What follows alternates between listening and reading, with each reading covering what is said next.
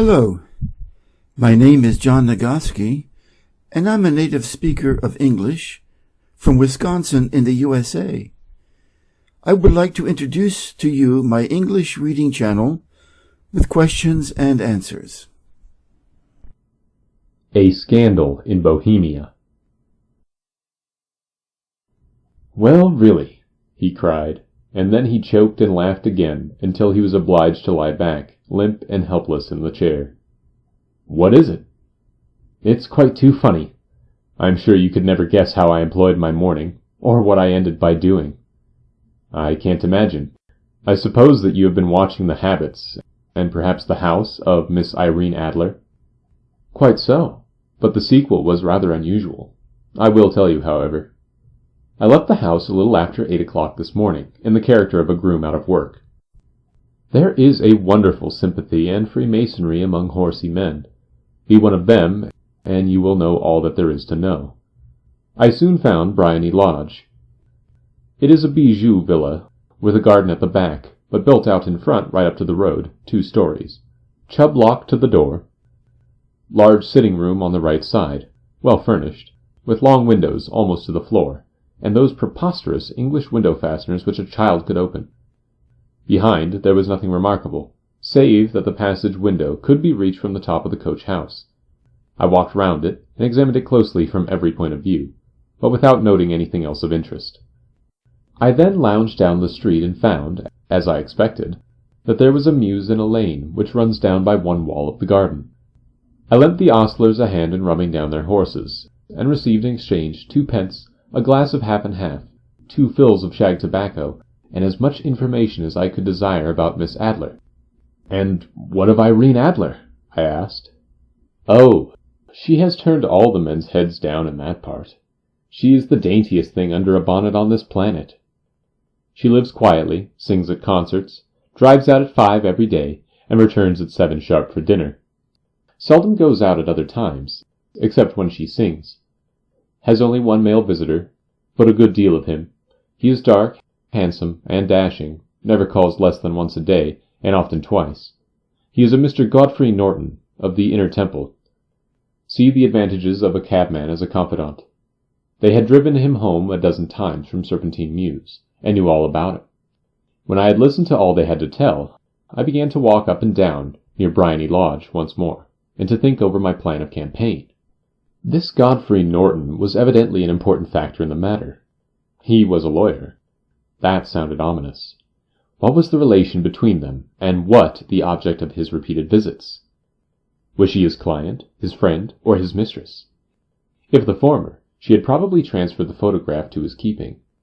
If the latter, it was less likely. On the issue of this question depended whether I should continue my work at Bryony Lodge, or turn my attention to the gentlemen's chambers in the Temple. It was a delicate point, and it widened the field of my inquiry. I fear that I bore you with these details, but I have to let you see my little difficulties, if you are to understand the situation. "I am following you closely," I answered. I was still balancing the matter in my mind when a hansom cab drove up to Bryony Lodge, and a gentleman sprang out. He was a remarkably handsome man, dark, aquiline, and moustached, evidently the man of whom I had heard. He appeared to be in a great hurry, shouted to the cabman to wait, and brushed past the maid who opened the door with the air of a man who was thoroughly at home. He was in the house about half an hour, and I could catch glimpses of him in the windows of the sitting-room, pacing up and down, talking excitedly, and waving his arms. Of her I could see nothing. Presently he emerged, looking even more flurried than before. As he stepped up to the cab, he pulled out a gold watch from his pocket, and looked at it earnestly. "Drive like the devil," he shouted. "First to Gross and Hankey's in Regent Street, and then to the Church of St. Monica in the Edgware Road. Half a guinea if you do it in 20 minutes. Away they went, and I was just wondering whether I should not do well to follow them, when up the lane came a neat little landau, the coachman with his coat only half buttoned, and his tie under his ear, while all the tags of his harness were sticking out of the buckles. It hadn't pulled up before she shot out of the hall door and into it.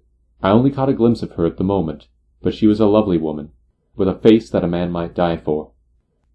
"The Church of St. Monica, John!" she cried, And half a sovereign if you reach it in 20 minutes. This was quite too good to lose, Watson. I was just balancing whether I should run for it, or whether I should perch behind her landau, when a cab came through the street. The driver looked twice at such a shabby fare, but I jumped in before he could object. "The Church of St. Monica," said I, "and half a sovereign if you can reach it in 20 minutes. It was 25 minutes to 12. My cabby drove fast. I don't think I ever drove faster, but the others were there before us. The cab and the landau with their steaming horses were in front of the door when I arrived. I paid the man and hurried into the church. There was not a soul there, save the two of whom I had followed, and a surpliced clergyman, who seemed to be expostulating with them. They were all three standing in a knot in front of the altar. I lounged up the side aisle like any other idler who has dropped into a church. Suddenly, to my surprise, the three at the altar faced round to me, and Godfrey Norton came running as hard as he could towards me. "Thank God!" he cried. "You'll do. Come, come." "What then?" I asked. "Come, man, come! Only 3 minutes, or it won't be legal."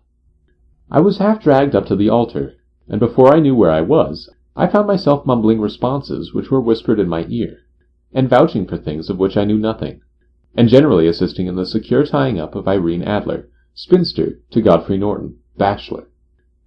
It was all done in an instant, and there was the gentleman thanking me on the one side, and the lady on the other, while the clergyman beamed on me in front. It was the most preposterous position in which I ever found myself in my life, and it was the thought of it that started me laughing just now. It seems that there had been some informality about their license, that the clergyman absolutely refused to marry them without a witness of some sort, and that my lucky appearance saved the bridegroom from having to sally out into the streets in search of a best man. The bride gave me a sovereign, and I mean to wear it on my watch chain in memory of the occasion. "This is a very unexpected turn of affairs," said I. "And what then?" "Well, I have found my plans very seriously menaced. It looked as if the pair might take an immediate departure, and so necessitate very prompt and energetic measures on my part. At the church door, however, they separated, he driving back to the temple, and she to her own house. "I shall drive out in the park at 5 as usual," she said as she left him. I heard no more. They drove away in different directions, and I went off to make my own arrangements. "Which are?" "Some cold beef and a glass of beer," he answered, ringing the bell. "I have been too busy to think of food, and I am likely to be busier still this evening. By the way, Doctor, I shall want your cooperation." "I shall be delighted." "You don't mind breaking the law?" "Not in the least." "Nor running a chance of arrest?" "Not in a good cause." "Oh, the cause is excellent." "Then I am your man." "I was sure that I might rely on you." "But what is it you wish?" "When Mrs. Turner has brought in the tray, I will make it clear to you. Now, I must discuss it while I eat, for I have not much time. It is nearly 5 now. In 2 hours we must be on the scene of action. Miss Irene, or Madame, rather, returns from her drive at 7. We must be at Bryony Lodge to meet her." "And what then?" "You must leave that to me. I have already arranged what is to occur. There is only one point on which I must insist. You must not interfere, come what may. You understand?" "I am to be neutral?" "To do nothing whatever. There will probably be some small unpleasantness. Do not join in it. It will end in my being conveyed into the house. 4 or 5 minutes afterwards the sitting-room window will open. You are to station yourself close to that open window." "Yes." "You are to watch me, for I will be visible to you." "Yes." "And when I raise my hand, so, you will throw into the room what I give you to throw, and will, at the same time, raise the cry of fire. You quite follow me?" "Entirely." "It is nothing very formidable," he said, taking a long cigar-shaped roll from his pocket. "It is an ordinary plumber's smoke rocket, fitted with a cap at either end to make it self-lighting. Your task is confined to that. When you raise your cry of fire, it will be taken up by quite a number of people. You may then walk to the end of the street, and I will rejoin you in 10 minutes. I hope that I have made myself clear. I am to remain neutral, to get near the window, to watch you, and at the signal to throw in this object, then to raise the cry of fire, and to wait you at the corner of the street." "Precisely. Then you may entirely rely on me." That is excellent. I think perhaps it is almost time that I prepare for the new role I have to play." He disappeared into his bedroom, and returned in a few minutes in the character of an amiable and simple-minded nonconformist clergyman. It was not merely that Holmes changed his costume. His expression, his manner, his very soul seemed to vary with every fresh part that he assumed. The stage lost a fine actor, even as science lost an acute reasoner, when he became a specialist in crime. It was 6:15 when we left Baker Street, and it still wanted 10 minutes to the hour when we found ourselves in Serpentine Avenue. It was already dusk, and the lamps were just being lighted as we paced up and down in front of Briony Lodge, waiting for the coming of its occupant. The house was just such as I had pictured it from Sherlock Holmes' succinct description, but the locality appeared to be less private than I expected. There was a group of shabbily dressed men smoking and laughing in a corner, a scissors grinder with his wheel, 2 guardsmen who were flirting with a nurse girl, and several well-dressed young men who were lounging up and down with cigars in their mouths. "You see," remarked Holmes, as we paced to and fro in front of the house, "this marriage rather simplifies matters. The photograph becomes a double-edged weapon now. The chances are that she would be as averse to its being seen by Mr. Godfrey Norton as our client is to its coming to the eyes of his princess. Now the question is, where are we to find the photograph? Where indeed? It is most unlikely that she carries it around with her. It is cabinet size, too large for easy concealment about a woman's dress. She knows that the king is capable of having her waylaid and searched. 2 attempts of the sort have already been made. We may take it, then, that she does not carry it about with her."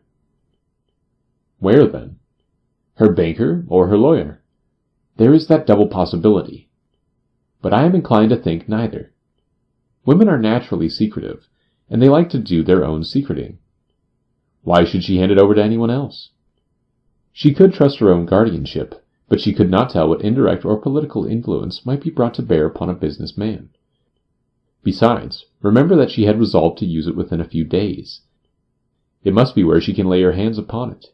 It must be in her own house." "But it has twice been burgled." "They did not know how to look." "But how will you look?" "I will not look." "What then?" "I will get her to show me." "But she will refuse." "She will not be able to. But I hear the rumble of wheels. It is her carriage. Now carry out my orders to the letter." As he spoke, the gleam of the side lights of a carriage came round the curve of the avenue. It was a smart little landau which rattled up to the door of Briony Lodge. As it pulled up, one of the loafing men at the corner dashed forward to open the door, in the hope of earning a copper, but was elbowed away by another loafer, who had rushed up with the same intention. A fierce quarrel broke out, which was increased by the 2 guardsmen, who took sides with one of the loungers, and by the scissors grinder, who was equally hot upon the other side. A blow was struck, and in an instant the lady, who had stepped from her carriage, was the centre of a little knot of flushed and struggling men, who struck savagely at each other with their fists and sticks. Holmes dashed into the crowd to protect the lady, but just as he reached her, he gave a cry and dropped to the ground, with the blood running freely down his face. At his fall, the guardsmen took to their heels in one direction, and the loungers in the other, while a number of better-dressed people, who had watched the scuffle without taking part in it, crowded in to help the lady and to attend to the injured man. Irene Adler, as I will still call her, had hurried up the steps, but she stood at the top with her superb figure outlined against the lights of the hall, looking back into the street. "Is the poor gentleman much hurt?" she asked. "He is dead!" cried several voices. "No, no, there's life in him!" shouted another. "But he'll be gone before you can get him to hospital." "He's a brave fellow," said a woman. "They would have had the lady's person watch if it hadn't been for him. They were a gang, and a rough one, too. Ah, he's breathing now." "He can't lie in the street. May we bring him in, ma'am?" "Surely. Bring him into the sitting-room. There is a comfortable sofa. This way, please." Slowly and solemnly he was borne into Briony Lodge, and laid out in the principal room. while I still observed the proceedings from my post by the window. The lamps had been lit, but the blinds had not been drawn, so that I could see Holmes as he lay upon the couch. I do not know whether he was seized with compunction at that moment for the part he was playing, but I know that I never felt more heartily ashamed of myself in my life than when I saw the beautiful creature against whom I was conspiring, or the grace and kindliness with which she waited upon the injured man. And yet it would be the blackest treachery to Holmes to draw back now from the part which he had entrusted to me. I hardened my heart and took the smoke rocket from under my ulster. After all, I thought, we are not injuring her. We are but preventing her from injuring another. Holmes had sat up upon the couch, and I saw him motion like a man who is in need of air. A maid rushed across and threw open the window. At the same instant I saw him raise his hand, and at the signal I tossed my rocket into the room with a cry of "Fire!" The word was no sooner out of my mouth than the whole crowd of spectators, well dressed and ill, gentlemen and servant maids, joined in a general shriek of "Fire!" Thick clouds of smoke curled through the room and out at the open window. I caught a glimpse of rushing figures, and a moment later the voice of Holmes from within, assuring them that it was a false alarm. Slipping through the shouting crowd, I made my way to the corner of the street, and in 10 minutes was rejoiced to find my friend's arm in mine, and to get away from the scene of the uproar. He walked swiftly and in silence for some few minutes until we had turned down one of the quiet streets which led towards the Edgware Road. "You did it very nicely, Doctor," he remarked. "Nothing could have been better. It is all right. You have the photograph?" "I know where it is." "And how did you find out?" "She showed me, as I told you she would." "I am still in the dark." "I do not wish to make a mystery," said he, laughing. "The matter was perfectly simple. You, of course, saw that everyone in the street was an accomplice." "I guessed as much." "Then, when the row broke out, I had a little moist red paint in the palm of my hand. I rushed forward, fell down, clapped my hand to my face, and became a piteous spectacle. It is an old trick. That also I could fathom. Then they carried me in. She was bound to have me in. What else could she do? And into her sitting room, which was the very room which I suspected. It lay between that and her bedroom, and I was determined to see which. They laid me on a couch. I motioned for air. They were compelled to open the window, and you had your chance. How did that help you? It was all important. When a woman thinks that her house is on fire, her instinct is at once to rush to the thing which she values most. A married woman grabs at her baby. An unmarried one reaches for her jewel box.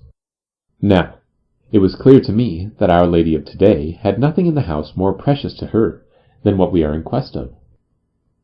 She would rush to secure it. The alarm of fire was admirably done. The smoke and shouting were enough to shake nerves of steel. She responded beautifully. The photograph is in a recess behind a sliding panel just above the right bell pull. She was there in an instant, and I caught a glimpse of it as she half drew it out. When I cried out that it was a false alarm, she replaced it, glanced at the rocket, rushed from the room, and I have not seen her since. I rose, and making my excuses, escaped from the house. I hesitated whether to attempt to secure the photograph at once, but the coachman had come in, and as he was watching me narrowly, it seemed safer to wait. A little over-precipitance may ruin all. "And now?" I asked. "Our quest is practically finished. I shall call with the king tomorrow, and with you, if you care to come with us. We will be shown into the sitting-room to wait for the lady, but it is probable that when she comes she may find neither us nor the photograph. It might be a satisfaction to His Majesty to regain it with his own hands." "And when will you call?" "At 8 in the morning. She will not be up, so that we shall have a clear field. Besides, we must be prompt, for this marriage may mean a complete change in her life and habits. I must wire to the king without delay." We had reached Baker Street and had stopped at the door. He was searching his pockets for the key when someone passing said, "Good night, Mr. Sherlock Holmes." There were several people on the pavement at the time, but the greeting appeared to come from a slim youth in an ulster who had hurried by. "I've heard that voice before," said Holmes, staring down the dimly lit street. "Now I wonder who the deuce that could have been." I slept at Baker Street that night, and we were engaged upon our toast and coffee in the morning, when the King of Bohemia rushed into the room. "You have really got it," he cried, grasping Sherlock Holmes by either shoulder and looking eagerly into his face. "Not yet." "But you have hopes." "I have hopes." "Then come.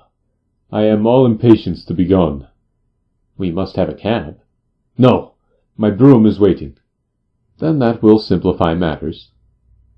We descended and started off once more for Briony Lodge. "Irene Adler is married," remarked Holmes. "Married? When?" "Yesterday." "But to whom?" "To an English lawyer named Norton." "But she could not love him." "I am in hopes that she does." "And why in hopes?" "Because it would spare your Majesty all fear of future annoyance. If the lady loves her husband, she does not love your Majesty. If she does not love your Majesty, there is no reason why she should interfere with your Majesty's plan." "It is true, and yet... Well, I wish she had been of my own station. What a queen she would have made." He relapsed into a moody silence, which was not broken until we drew up in Serpentine Avenue. The door of Briony Lodge was open, and an elderly woman stood upon the steps. She watched us with a sardonic eye as we stepped from the brougham. "Mr. Sherlock Holmes, I believe," said she. "I am Mr. Holmes," answered my companion, looking at her with a questioning and rather startled gaze. "Indeed, my mistress told me that you were likely to call. She left this morning with her husband by the 5:15 train from Charing Cross for the Continent." "What?" Sherlock Holmes staggered back, white with chagrin and surprise. "Do you mean that she has left England?" "Never to return." "And the papers?" asked the king hoarsely. "All is lost." "We shall see." He pushed past the servant and rushed into the drawing-room, followed by the king and myself. The furniture was scattered about in every direction, with dismantled shelves and open drawers, as if the lady had hurriedly ransacked them before her flight. Holmes rushed at the bell-pull, tore back a small sliding shutter, and plunging in his hand, pulled out a photograph and a letter. The photograph was of Irene Adler herself in evening dress. The letter was to Sherlock Holmes. My friend tore it open, and we all three read it together. It was dated at midnight of the preceding night, and ran in this way. "My dear Mr. Sherlock Holmes, you really did it very well. You took me in completely. Until after the alarm of fire, I had not a suspicion. But then, when I found how I had betrayed myself, I began to think. I had been warned against you months ago. I had been told that, if the king employed an agent, it would certainly be you. And your address had been given me. Yet, with all this, you made me reveal what you wanted to know. Even after I became suspicious, I found it hard to think evil of such a dear, kind old clergyman. But you know, I have been trained as an actress myself. Male costume is nothing new to me. I often take advantage of the freedom which it gives. I sent John, the coachman, to watch you, ran upstairs, got into my walking clothes, as I call them, and came down just as you departed. Well, I followed you to your door, and so made sure that I was really an object of interest to the celebrated Mr. Sherlock Holmes. Then I, rather imprudently, wished you good night, and started for the temple to see my husband. We both thought the best resource was flight, when pursued by so formidable an antagonist, so you will find the nest empty when you call tomorrow. As to the photograph, your client may rest in peace. I love and am loved by a better man than he. The king may do what he will without hindrance from one whom he has cruelly wronged. I keep it only to safeguard myself and to preserve a weapon which will always secure me from any steps which he might take in the future. I leave a photograph which he might care to possess, and I remain, dear Mr. Sherlock Holmes, Very truly yours, Irene Norton, née Adler. What a woman! Oh, what a woman! Cried the King of Bohemia, when we had all three read this epistle. Did I not tell you how quick and resolute she was? Would she not have made an admirable queen? Is it not a pity that she was not on my level? From what I have seen of the lady, she seems, indeed, to be on a very different level to your Majesty, said Holmes coldly. I am sorry that I have not been able to bring your Majesty's business to a more successful conclusion. On the contrary, my dear sir, cried the king, nothing could be more successful. I know that her word is inviolate. The photograph is now as safe as if it were in the fire. I am glad to hear your Majesty say so. I am immensely indebted to you. Pray tell me, in what way can I reward you? This ring. He slipped an emerald snake ring from his finger and held it out upon the palm of his hand. Your Majesty has something which I should value even more highly, said Holmes. You have but to name it. This photograph. The king stared at him in amazement. Irene's photograph, he cried. Certainly, if you wish it. I thank your Majesty. Then there is no more to be done in the matter. I have the honor to wish you a very good morning. And that was how a great scandal threatened to affect the kingdom of Bohemia, and how the best plans of Mr. Sherlock Holmes were beaten by a woman's wit. And when he speaks of Irene Adler, or when he refers to her photograph, it is always under the honorable title of the woman.